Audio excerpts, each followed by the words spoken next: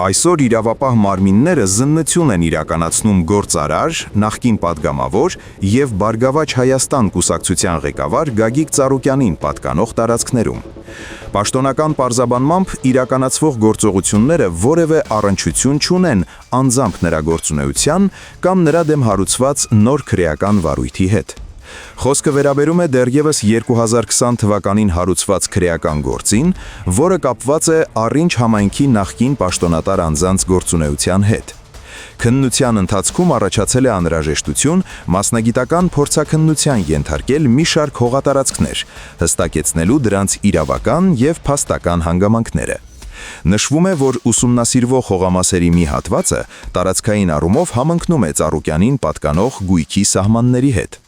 Այդ հանգամանքով պայմանավորված իրավապահները կատարում են համապատասխան զննություն և չափագրական աշխատանքներ, փորձագետների ներգրավմամբ։